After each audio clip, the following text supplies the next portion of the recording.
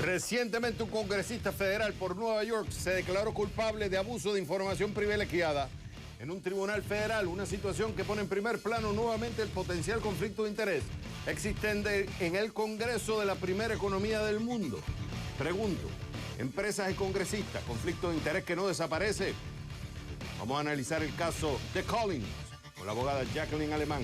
Ella nos acompaña desde Miami. Jacqueline, es un gusto tenerte en el programa. Ok. Hace unos días, Chris Collins, representante republicano en un distrito de Nueva York, se declaró culpable de insider trading, de haber recibido información no pública y privilegiada, o sea, que no la tenía otras personas y que además era importante porque iba a tener un efecto en la acción de la compañía, y decidió pasársela a sus hijos. ¿Qué fue lo que hizo él que llevara a declararse culpable de haber aprovechado de información privilegiada y no pública? Gracias, Xavier, nuevamente por tenerme en tu programa. Lo que hizo el señor Collins fue, se enteró de una información confidencial no pública, justamente de una farmacéutica australiana de la cual él pertenecía a la junta directiva y además era accionista mayoritario. Esa empresa, esa farmacéutica, tenía una prueba de una droga para la esclerosis múltiple.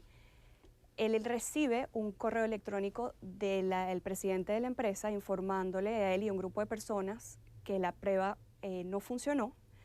Por ende, lo que hizo fue llamó a su hijo y a otras personas para comunicarles que la prueba falló y vendieron sus acciones antes de que las mismas cayeran en el mercado. Una vez que se hizo pública esta noticia, las acciones cayeron un 90%.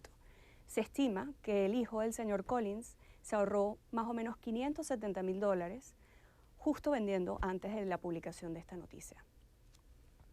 Y eso, lo interesante, que eso ahora es ilegal para los congresistas después de una ley que se aprobó en el 2012 que se conoce como el Stock Act, que básicamente hace ilegal que congresistas tomen información privilegiada y no pública y hagan insider trading. Ahora, es la primera vez que se ve un caso como este bajo la nueva ley.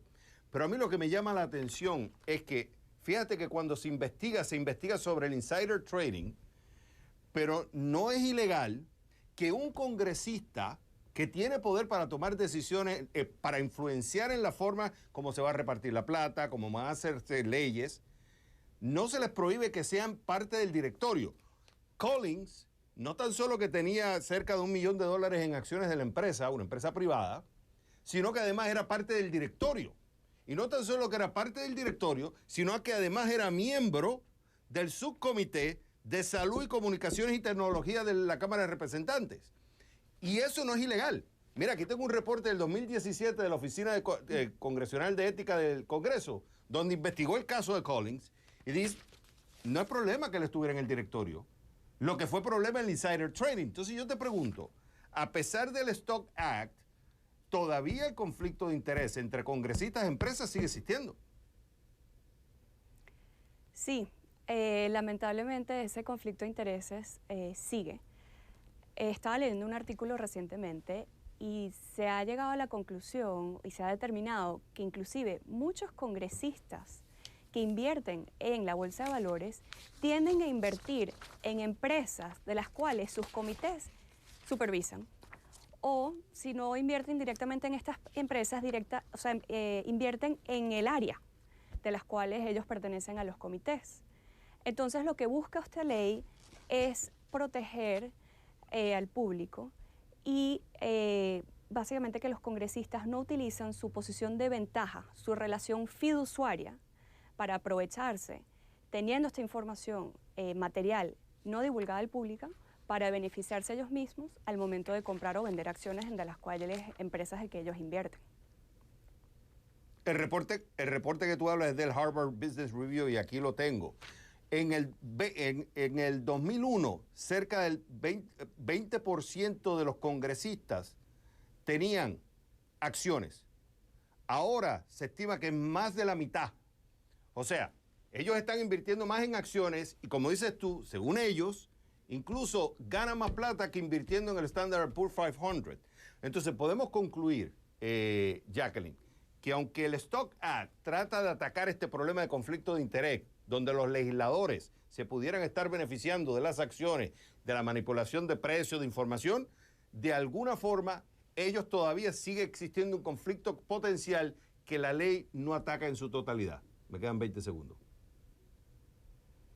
Sí, es correcto. Inclusive, cuando uno lee el resumen de la acusación del Departamento de Justicia contra el señor Collins y sus asociados, dice claramente que el pueblo le pone una confianza especial a estos senadores, a los senadores en particular, que muchas veces ocupan un puesto en juntas directivas de empresas grandes, en utilizar esta información. Es una posición de confianza. Y ellos lo que quieren es justamente eso, evitar que estas personas que están en posiciones de confianza se aventajen de esta información para su propio beneficio.